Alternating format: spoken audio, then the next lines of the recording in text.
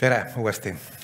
Andres ütles, et ma räägin tulevikust. Ma räägin tulevikust ka, aga ma võib-olla peamiselt räägin täna, kuidas meil see tulevikust mõtlemine on umbkaudu viimase 15 aasta jooksul arenenud ja kuidas me oleme seda BFM-i suure süsteemini ehitanud.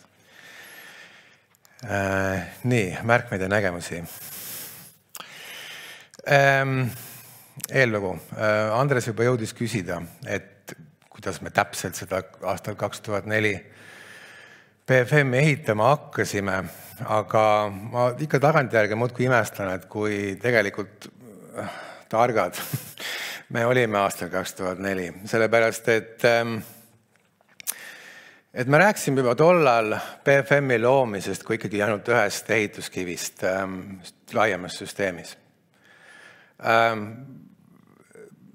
Ma ei jõudnud ennist mainida, et me muidugi arutasime seda BFM-i plaani nii muidugi isekeskis, aga me tegime seda ka laiemas avalikkuses ja ma mäletan väga täpselt, kuidas see tegelikult lähtus arusaamast, et see kool, mis me asutame, on ikkagi üks esimene nurgakivi laiemale süsteemile, mis ongi praeguseks materialiseerinud. Et kooli ülesanne oli tollal lahendada see kõige pakilisem probleem, et meil ei õpetata audiovisuaalkultuuri teostajaid ja tegijaid piisavalt süsteemselt, neil ei ole piisavalt praktikat, kogu see kool ei anna piisavalt tõhusat haridust, et Eesti filmile, võib-olla ka Eesti laiemale audiovisuaalkultuurile toota võimekaid talente, kes kogu süsteemi uueks loovad. Aga arusaam oli ka tollal juba see, et sellel peavad järgnema muud asjad ja järgnesidki. Ma arvan, väga oluline samm oli see, kui Eesti Filmi sihtasutus muudeti ära Eesti Filmi Instituudiks, palju laiema tegevusulatusega institutsiooniks, millel on järgnenud rõhuasetused filmide kaastootmisele, tagasimaksefond, et tuua siia suuri rahvusvahelisi produktsioone, millest on meie inimestel õppida. Ja paralleelselt muidugi on olulisena arenenud kõrval PÖF, mis on jällegi üks oluline platvorm, mis aitab Eesti filmi rahvusvahelisustamisele kaasa. Arenenud on Eesti filmiarhiiv, Eesti filmi andmebaas ja nii edasi. Terviksüsteem on pidevalt üksteisele nendele elementile toetudes saanud üha areneda. Ja praegu me olemegi situatsioonis, kus Eesti filmi sisemine kirjusus, tootlikkus, rahvusvaheline tegevusulatus on palju suurem, kui ta omal ajal oli. Ja ma võime ilmselt päris suure enesekindlusega öelda, et BFM-i olemasolu on siin üks kõige võib-olla üks olulisemaid faktoreid. Päris tollal 2004. aastal, nagu ma juba jõudsin mainida, see meediaõppe tulevikuplaan oli natukene hägusam, võib-olla mõneski mõttes oli ülesanne lihtsalt see ära päästa tol hetkel, et seda saaks jätkata. Ja ma jõuan oma ettekande lõpus selleni, et mis see plaan siis praeguseks on, mis vähemalt mulle tundub, et on. Ja ma võin kohe etteruttavalt öelda, et teadus- ja arendustööst, millest ma täna räägin üsna palju, ei mõelnud aastal 2004 või 2005, kui seda klassikalist BFM-i asutati, ei mõelnud mitte keegi.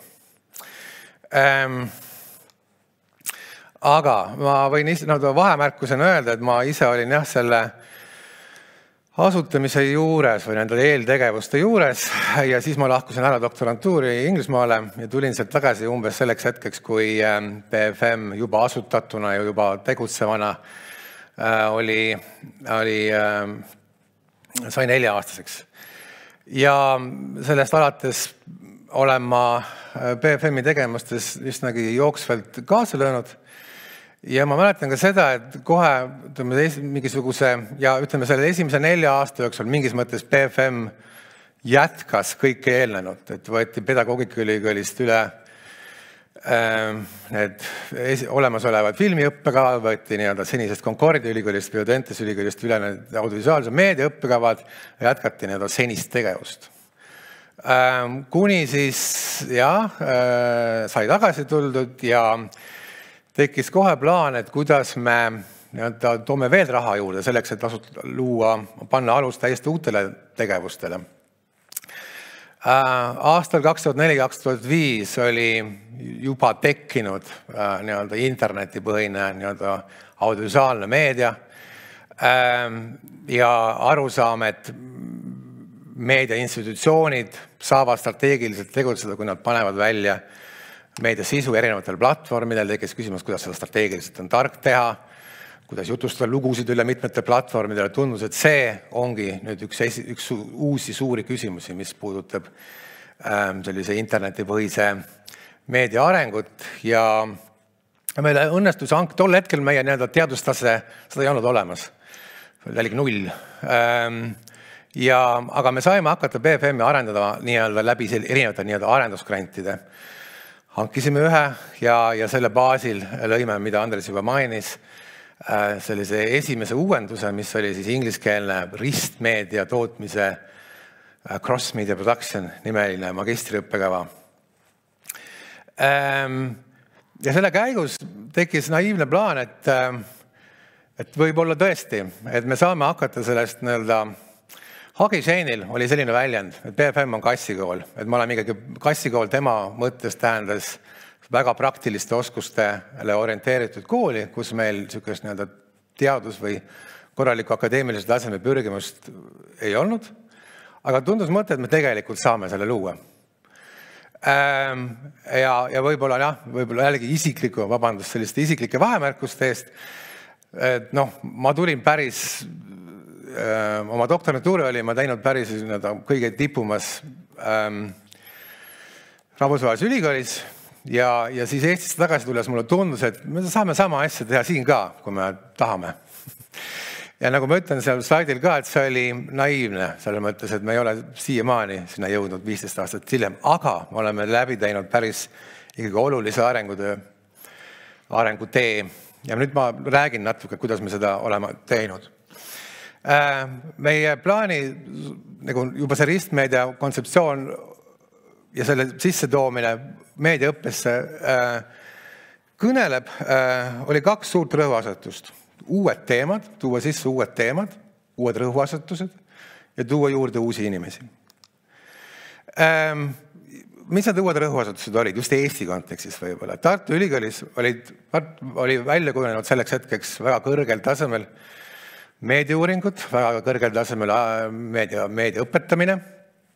Aga kui sellele lähemalt peale vaadata, siis ta laias laastus oli seal mingisugune diapasoon, et fookus oli peaasjalikult sellisel meediasotsioloogilistel auditooriumuuringutel põhiosas ja ütleme sellises piisavalt heas rahvusvahelisel tasemel, mis oli Eestis teemad ikkagi katmata, oli meediamajanduse õpe, meediatööstusuuringud ja milles mõttes ka sellised humanitaarteaduslikumad meediasisu ja meedianähtuste uuringud.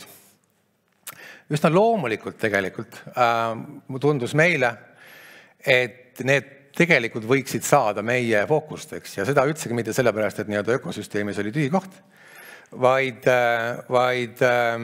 sellepärast, et tegelikult see üsna loomulikult harmoneerub või sobitub meie tudengite potentsiaalsete vajadustega. Kui me räägime audiovisuaalsektorist laiemalt, siis me õpetame tudengeid, laseme nad tööturule,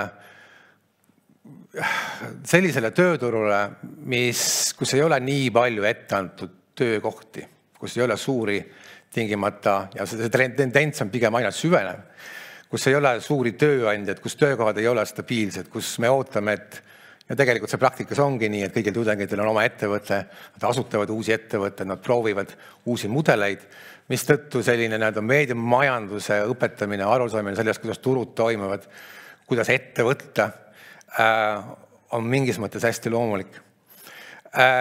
Ja teine asjade pool, humanitaarne, meie suur osa väljundist on ikkagi mitte võib-olla alati publitsistlik ajakirjandus, vaid selline kultuurisisu ja õpetada seda, mida loodu kultuuris teeb, kuidas need asjad sobituvad olemasolevatesse tähendussüsteemidesse, kuidas mõtestada oma loodu tähendust, mõju, on samamoodi üsnagi loomulik, üsnagi naturaalne, arvestades meie kooli, või mulle ei meeldi seda nimetada kooliks, me oleme ülikool, meie ülikooli profiili. Mida me siis täpselt tegime õppearenduse osas? 2010 nagu ma ütlesin, see teadvustatud fookus või vajadus õpetada majandust, tööstust. Kõige esimesena materialiseerus sellena, et me lõime loomemajanduse õppemooduli. Loomemajandus tol hetkel ka sellise võtmesõnana oli uus ja huvitav.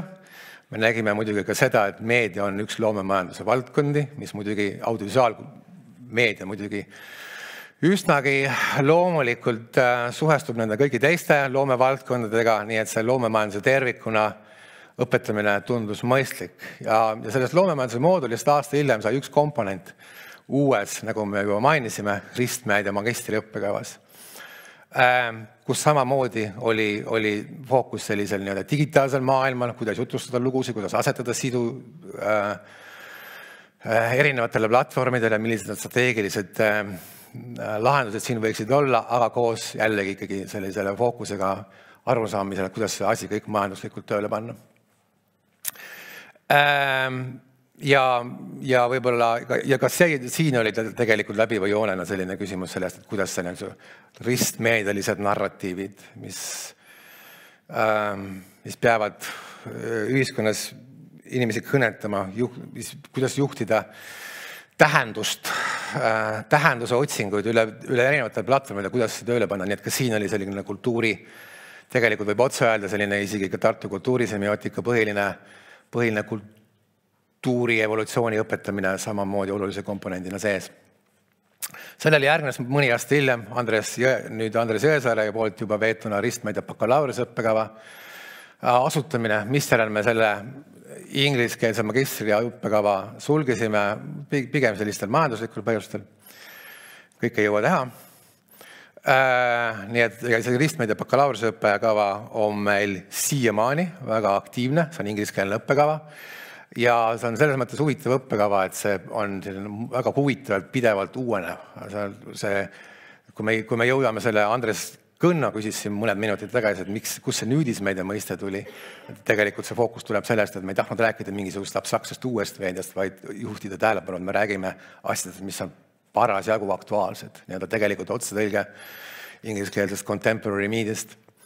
Aga see tegelikult seesama fookus või samasugune mõtlemine oli juba selle ristmeedia bakalaureusõppekava taga, et kui me alguses rääkisime kuidagi abstraktsemalt, et kuidas jutustada lugusid üle platvormidel, siis praegu õpivad nii nagu ajakirjanduse üliõpilased seal väga aktiivselt andmeanalüüsi, tehisaru kasutamist loomes ja nii edasi, et kogu aeg aktiivselt võtta kasutusele neid uusi lahendusi ja nende lahenduste sellist loovat kasutamist õpetada. Nüüd 2017 jällegi samast loogikast lähtuvalt asutasime nüüdismeedia õppekava. Ma juba natuke jõudsin selle ära seletada, et see fookus on, see sõnum on see, et me õpetame kõige aktuaalsemaid asju. Ja võimalikult interdistsiplinaarselt. Andres Kõnnale siin veidi kommentaar, et päris alguses ikkagi see ei olnud nii mõeldud, et nagu sa väljendasid, et kui ristame kõiki viite ainegruppi või väikest moodulit, vaid tegelikult olid ikkagi teleinimesed ja teised olid eraldi. Ma arvan, see probleem, mis selle tollase disaini juures oli probleem, oli see, et me leidsime, et me võib-olla ajakirjandust ei suuda magistriõppes nii huvitavalt enam õpetada, et kõik oli juba bakalaureusõppes ära õpetatud, et me jäime hiljem selle ainult majandus ja ainult kultuur lahenduse juurde. Ja tegelikult sellisena see toimib tänapäevani. Aga ma arvan, võib-olla olulisemana majandusele ja kultuurile on praeguseks tulnud juurde selline tehnoloogiaõppe, nagu me juba jõudsin, andmeanalüüs, tehisaru ja nii edasi.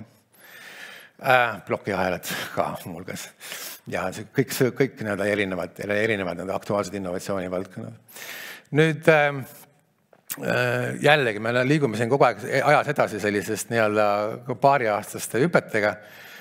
2018 meil õnnestus lõpuks avada oma doktoriõppekava. Miks me seda tegime? Ma räägin mulle eraldi slaid sellest hiljem, ma räägin sellest eraldi, mis selle tähenduse vajadus on. Ja veel paar aastat hiljem me lõime ingliskeelse õppekava nimega ekraanimeedia innovatsioon. Jällegi see innovatsiooni mõiste. See oli ingliskeelne õppekava, magistriõppekava, mis praeguseks on kinni pandud. Seda võib-olla pigem põhjustel, et pandeemia ja sõja ajal on päris keeruline rahvusvahelisi magistriõppekava praegu Eestis teha. Aga tegelikult see fookus oli jällegi väga äärmiselt uuenduslik, probleemikeskne õpe, et nii-öelda lahendatakse aktuaalseid probleeme, mitte ei õpetata nii-öelda passiivset teooriat, vaid küsitakse, kuidas me nende teooriate kui mõtlemisinstrumentidega saame midagi ära lahendada, kui me üritame ära lahendada tegeleda mingite aktuaalsete probleemidega. Aga ühesõnaga ma näitasin, miks ma sellest kõigest ikkagi ajaloost rääkisin, on see, et näidata, kuidas meie fookus on ajas arenenud, kuidas me oleme mõtelnud selle üle, et kuidas me saame innoveerida ka oma rolli ja kuidas see kõik meie üldideed on materialiseerunud tasapisi uutes õppekavades. Nüüd plaani teine pool, nagu ma ütlesin, on olnud tuua juurde uusi inimesi ja ma ise olin selline inimene, keda tegelikult kutsuti Tallinna Ülikooli tagasi. Tegin doktori välisülikoolis ja ma sestap hindan väga seda praktikat, et kui sa oled kuskil seal välismaal ja teed doktorit või midagi, et siis sinuga nii-öelda hoitakse ühendust, küsitakse, kuidas sul läheb ja kutsutakse võib-olla tagasi oma oskusi jagama. Nii et neid läbirääkimisi, neid arutelusid on olnud päris palju, aga me oleme nende erinevate dialoogide põhjal, näiteks üks näide Warwicki ülikoolist tõime tagasi seal doktori lõpetanud siis Teet Teinemaa, kes on meil praegu tähtsal kohal instituudis, juhib kogu suurt osa meie rahvusvahelisest tegevusest. Soomest tollel hetkel tõime siia praeguse meediamajanduse ja juhtimise professor Ulrika Rooni. Soomest tuli meile ka praegu kõige olulist teadussuunda vedav Pia Tikka.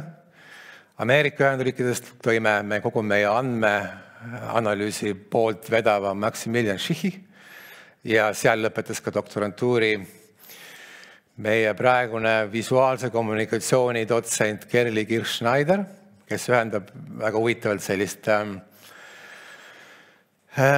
korraga loovuuringute, teisalt praegusel hetkel ka sellist tehisaru kasutamise poolt. Mujalt teel just tõime instituuti Katrin Tiidenbergi, Anastasia Zabrotskaja, kes mõlemad on väga aktiivsed ja väga rahvusvaheliselt tunnustatud teadlased omas valdkondades, kogu sotsiaalmeedia, osalusmeedia ja siis kultuuride vaheline kommunikatsioon. Tallinna Ülikoolist, Tartu Ülikoolist tuli meile Andres Kõnna. Ja tegelikult on meil veel hulk teadureid nii Soomest, Venemaalt, Inglismaalt, Jaapanist ja veel mitmelt poolt mujalt. Et me oleme pannud seda instituuti niimoodi kokku, tuues inimesi kokku. Me ei ole kartnud seda teha, sest me oleme seda näinud tegelikult päris tähtsustunud, et tuua kokku inimesi erinevate taustadega, sest kindlasti me tahame vältida võimaliku konnatiigistumise ohtu. Teisest küljest tuua sisse päris erinevaid vaateid, mis on muidugi olnud kohati raske, sellepärast inimesed mõtestavad, mis asi on meedia, mis asi on kommunikatsioon, mis asi on kultuur, kuidas seda uurida päris erinevalt. Aga see väljakutse ongi sellisena olnud põnev, et mis sellest sünteesist lõpuks on kohati saanud, sellel on ka oma väärtus ja ma võin juba öelda, et me tegelikult jätkame selliste inimeste sissetoomist, kuigi meil nüüd on ka oma doktorantuur, me koolitame ka endale järeltulijaid ise. Sellepärast, et nagu ma hiljuti olin ühel kohtumisel haridusministriga ja teiste Eesti haridusjuhtidega, kus tegelikult nähakse, et see on üks oluline küsimus Eesti arenguks, Eesti majandusest, et kuidas tuua inimesi tagasi. Et seda me oleme siiamaani tegelikult BFM-is jõudu mööda teinud, et jälgida, kes on tegijad välisülikoolides ja üritada neid tagasi tuua. Ja seda me tegelikult üsnagi teadlikult jätkame ka edaspidi. Nüüd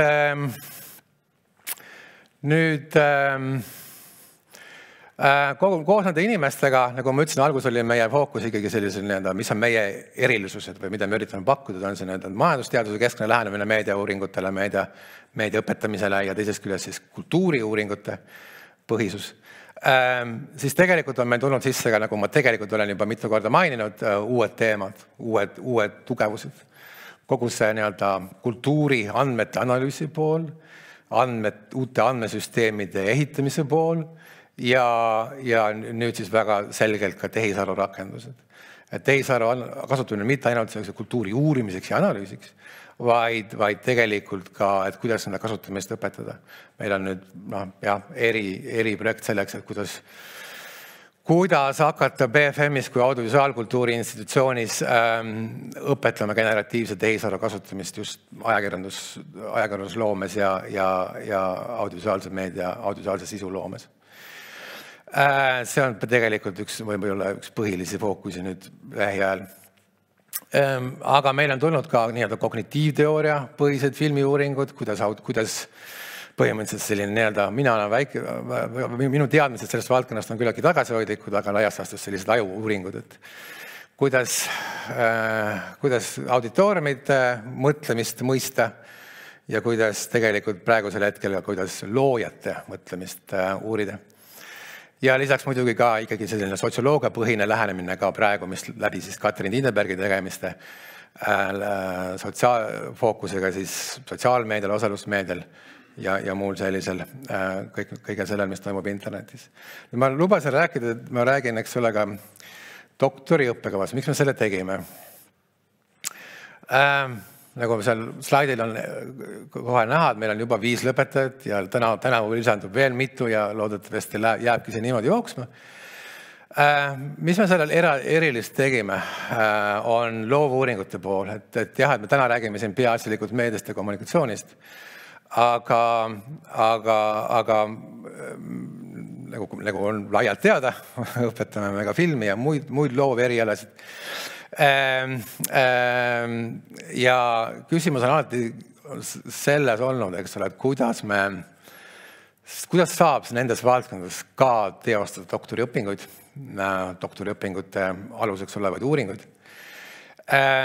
Ja jällegi, mingis mõttes sattusime õigesse paati või ajaline hetk oli küps, et maailmas laiemalt on arenenud nii-öelda praktikapõhised või praktikapõhilised uuringud või eesti keeles siis just BFM initsiatiivini loovuuringuteks nimetatavad valdkonnad. Ehk siis laias laastus uurimine selle kohta, kuidas luua, loomepraktikad. Kõik see, mida kunstikoolides üle ilma on õpetatud justkui midagi kergelt müstilist.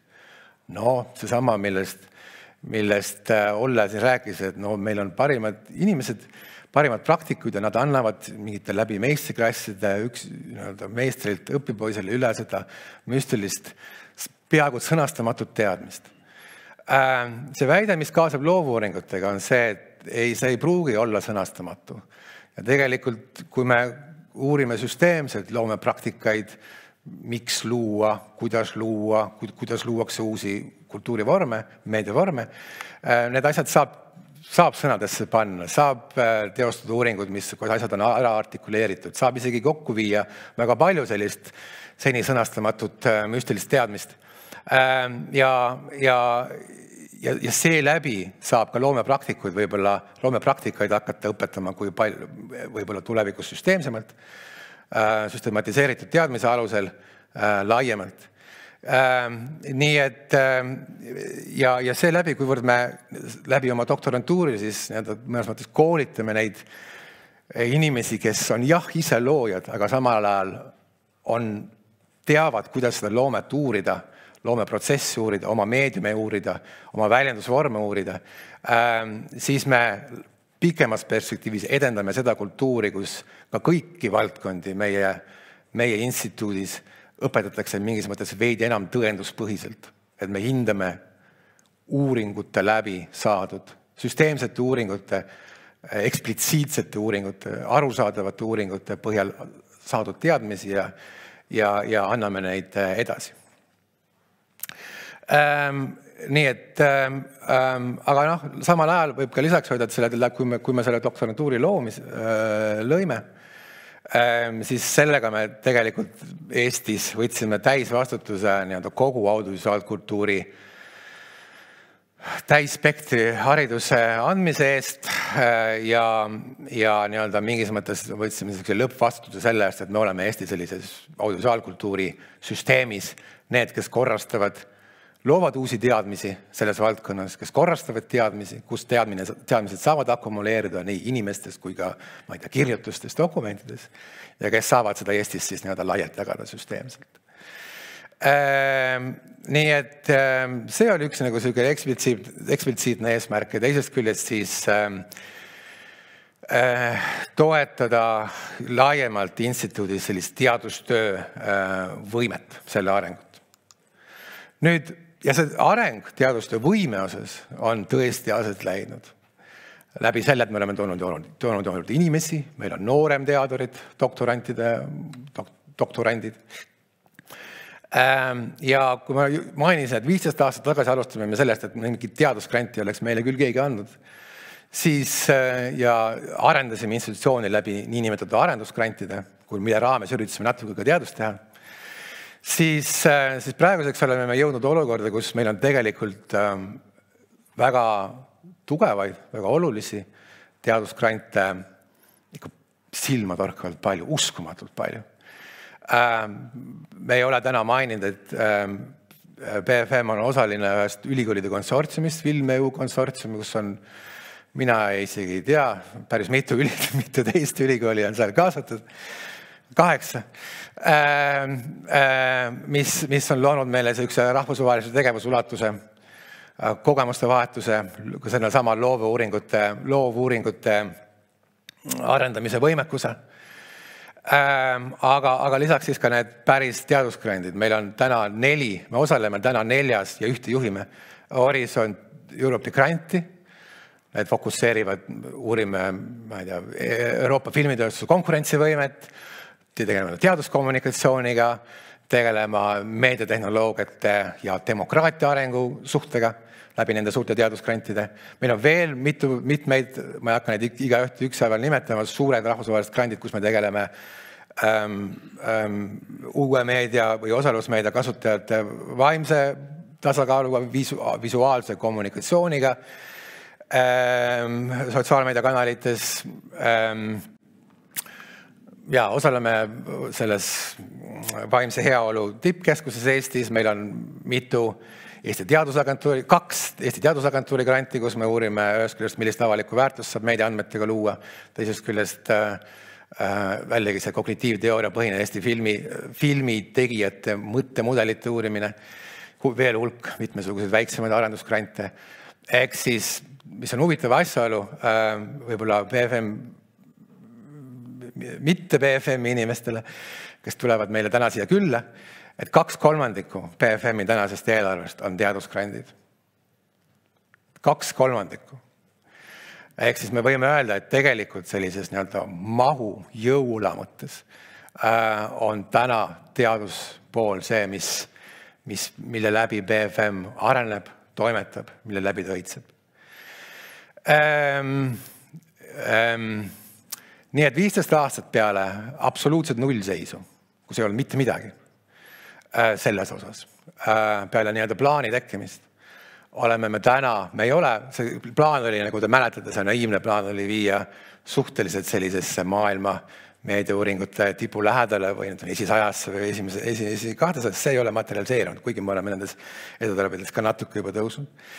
Aga me oleme täna puhtfaktiliselt, kui me vaatame seda teadustöö mahtu, üks Tallinna Ülikooli juhtivaid teadusinstituute. Kuidas edasi? Juri Lotmanil on üks selline mudel, kuidas ta kirjeldab seda, kuidas süsteemid ajas muutuvad. Kui nad tahavad vastu võtta uut informatsiooni, kui nad tahavad areneda, siis nad on nii-öelda avatud institutsioonid, nad võtavad vastu kõike uut, nad liiguvad, nad hindavad sisse-välja liikumist. Kui seda kõike on saanud liiga palju, siis need institutsioonid sulguvad. Me räägime siin tavaliselt nagu rahvuskultuuridest. Miks riigid muud lähevad konservatiivseks või suletuks mingitel ajahetkel, kui seda uut informatsiooni, seda kultuuri mittekoherentsust on saanud liiga palju. Ja siis igasugused süsteemid kultuuris siis arenevad tsükliliselt, sulguvad, avanevad vastavalt sellele, et milline on parasjagu see vajadus. Nüüd ka BFM-is oleme me viimasel ajal mõnes mõttes mulle ootamatult jõudnud diskussiooni, kus kus on hakatud küsimusi asetama, kas me oleme muutumas läbi kogu selle teadustegevuse ulatuse liiga rahvusvaheliseks. Kas me võib-olla vajaksime ehk hoopis rohkem Eesti fookusega institutsioonid, peaks olema Eestis mõjukad, õdusat Eesti institutsiooni teha. See küsimusasetus on huvitav, võib-olla on mõnes mõttes kõnekas ka kaasa nüüdisaegsetest sellisest Eesti üldisemat diskursustest. Aga mulle tundub ikkagi vastupidi, et meil tegelikult oleme, et see naiivne plaan on nüüd tegelikult valmis teostumiseks. See on saanud, me oleme organisatsioonina päriselt küpseks, et sellele tipu lähedale jõuda. Meil on vaja veelgi enamat, veelgi jõudsamat ambitsiooni. Mulle tundub, et kui ma päris alguses rääkisin sellest, et milline on BFM-i funktsioon selles ka filmisüsteemis, eks ole, BFM-i funktsioon on koolitada uusi talente, rikastada Eesti kultuuri andekate tegijatega ja vahepeal on natuke arenenud ka see võime akumuleerida, korrastada teadmisi neid süsteemis edasi anda. Siis ma arvan jah, et see filmisüsteemis on see BFM-i roll olnud üsna ilmne, eriti see talentide koolitamise funktsioon. Meediasüsteemis mulle tundub, loomulikult, nagu siin Küllirin juba rääkis, eks ole, meil on olnud see väga tugev audiovisuaalse ajakirjanduse fookus ja sellepärast me oleme tundnud ja võib-olla see ongi olnud piisav. Aga mulle tundub, et läbi selle meie teadustegevuse, see, mis on meie teadmuse panus ühiskonda, on alles viimasel ajal hakanud paika saama. Et see ongi see andmeteaduse põhine pool, kuidas me saame suuri andmesüsteeme meedia jaoks korraldada, meedia enese andmesüsteeme korraldada, kuidas me saame teadmusteenust pakkuda ka Eesti meediaettevõtetele just selle kompetentsuse vallas. Need koostööd, mis meil praegu Eesti meediaettevõtetega, meediainstitutsioonidega selles vallas on päris huvitavad ja huvi on mõlemapoolne. Nii et mulle tundub, et mida see faktiliselt tähendab? See tähendab seda, et BFM on arenenud me ei ole enam majandus ja humanitaaria, me oleme päris oluline tegija ja see on tegelikult laiem tendents, et tehnoloogiline innovatsioon on ülikoolides laiemalt valgunud välja siis ma ei tea, IT-osakondadest, IT-teaduskondadest, paljudesse muudesse osakondadesse, instituutidesse, nii ka meil. Ma arvan, et me oleme selles mõttes muutunud ka palju interdistsiplinaarsemaks ülikooliks, kus BFM-is me saame teha väga olulist tehnoloogilist arendustööd. Me saame olla, ja praegu, eks ole, me ilmselt kõik teame, üks kõige olulisemaid, radikaalsemaid muutusi, mis meediasüsteemis praegu aset leiab ja üha süveneb, on kõik, mis puudutab neid samu andmeid ja ennekõike siis tehisaru. Eesti meediaettevõtetes tehakse seda tööd ka täitsa jõudsalt ja päris tublisti. Kuidas seda ära kasutada oma tegevuste kas siis optimeerimiseks või veel enama väärtuse loomiseks. Aga need tegevused on mõnevõrra killustunud.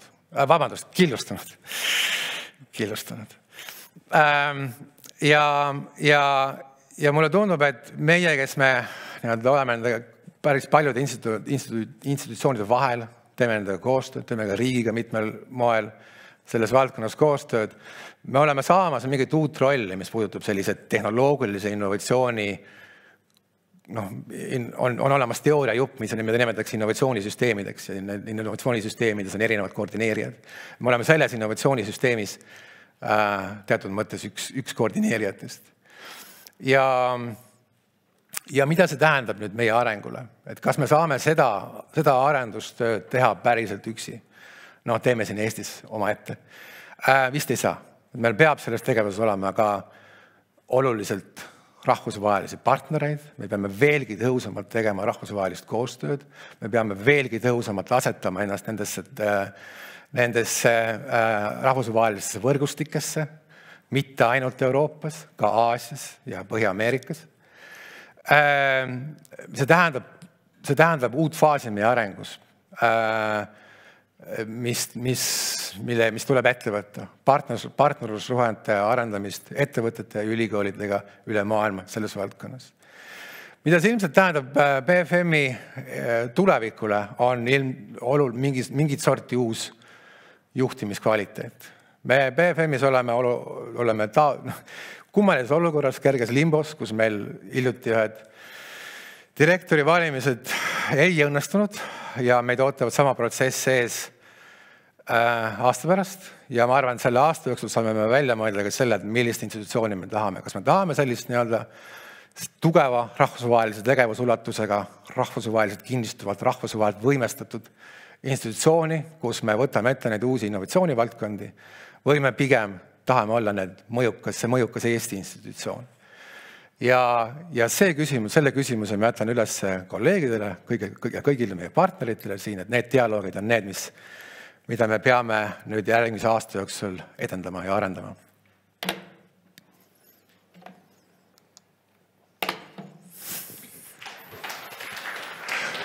Aitäh, Indrek. Eks jah, elu läheb edasi. Me peame esitama uusi küsimusi ja leidma nendele ka uued vastused. Nii et, aga väga põhjalik ja hea ettekanne. Suur tänu Indrekule ja praegu teeme 5-minutilise pausi sirutuseks.